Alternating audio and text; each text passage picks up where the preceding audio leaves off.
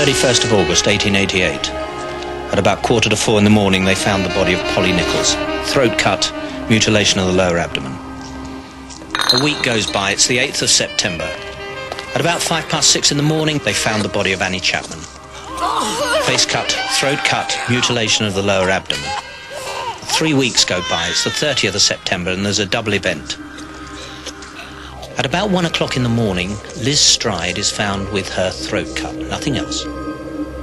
And then, at about 10 to 2 in the morning, they found the body of Catherine Eddowes. Her face cut, throat cut, and mutilation of the lower abdomen.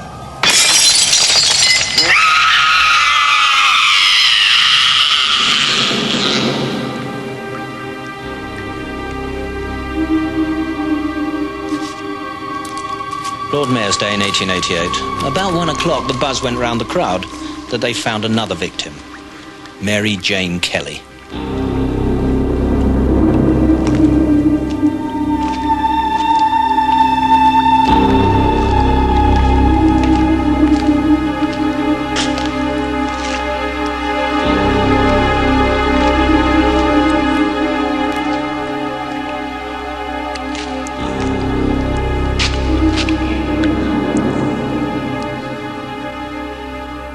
On the 25th of September, a letter was received at the Central News Agency, signed Jack the Ripper.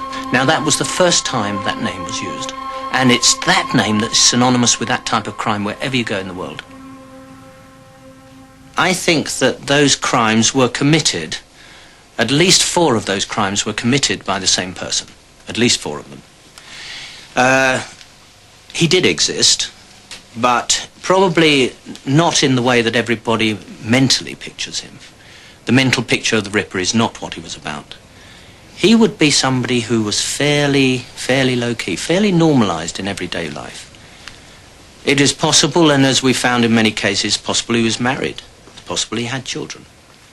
But he was a man who had that deep-seated need to go out and kill to gain sexual satisfaction. And that's just what he did.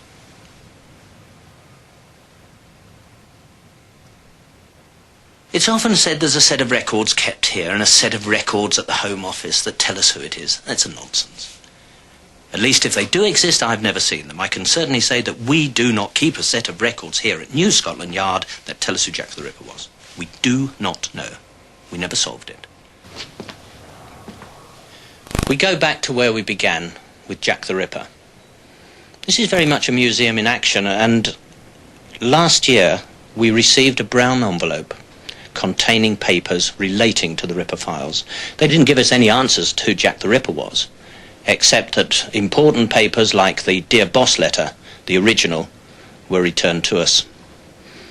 If you pull the file, read the file on Jack the Ripper, you'll find in there a set of papers. They're called the Macnaghten Notes. They were made by Macnaghten, the Commissioner, some 5 years later. And he identifies 3 people. He identifies a man called Ostrog, Dr. Ostrog, a man called Kosminski, both of them with homicidal tendencies, both of them admitted to lunatic asylums. But it's the third one that intrigues detectives, and that's a man called Druitt, Montague Druitt. From the point of view of the detective and the circumstantial evidence, Druitt is the best bet. Whether we'll ultimately manage to find out who it is, I very much doubt, unless another brown envelope turns up at the yard with more papers in it that nobody has ever seen before.